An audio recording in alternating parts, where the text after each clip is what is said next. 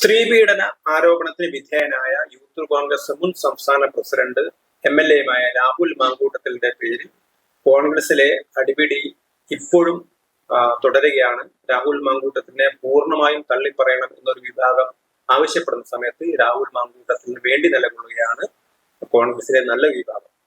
Rahul Mamkootathil party പദവി ഒഴിഞ്ഞെങ്കിലും MLA പദവി ഒഴിയാൻ തയ്യാറായിട്ടില്ല. കോൺഗ്രസിൽ നിന്ന് സസ്പെൻഡ് ചെയ്തുകൊണ്ട് നിയമസഭാ സമ്മേളനത്തിൽ അദ്ദേഹം ആദ്യത്തെ ദിവസം സ്വതന്ത്രമായിട്ടാണ് അല്ലെങ്കിൽ പ്രത്യേക ബ്ലോക്കായിട്ടാണ് പങ്കെടുത്തത്. പിന്നീട് അദ്ദേഹം നിയമസഭാ സമ്മേളനത്തിൽ പങ്കെടുത്തില്ല. പക്ഷേ നിയമസഭാ സമ്മേളനത്തിൽ പങ്കെടുക്കാത്ത സമയത്തും രാഹുൽ പാലക്കാട് വരികയാണ്. അങ്ങനെയാണെങ്കിൽ പാലക്കാട് വരികയാണെങ്കിൽ തങ്ങൾ തടയുമെന്ന് BJP പ്രഖ്യാപിച്ചത്.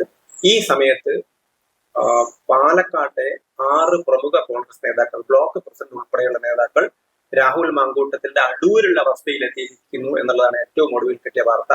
അങ്ങനെ കോൺഗ്രസിലെ ഒരു വിഭാഗം രാഹുൽ മാങ്കൂട്ടത്തിൽ വരികയാണെങ്കിൽ BJP അവർക്കെതിരെ പ്രതിഷേധം നടത്തുകയാണെങ്കിൽ, തടയുകയാണെങ്കിൽ പ്രതിരോധം സൃഷ്ടിക്കാൻ വേണ്ടി കോൺഗ്രസിനകത്ത് തന്നെ ഒരു ഗ്രൂപ്പ് ശക്തമായി നിൽക്കുന്നു എന്നുള്ളതാണ് ഏറ്റവും ഒടുവിൽ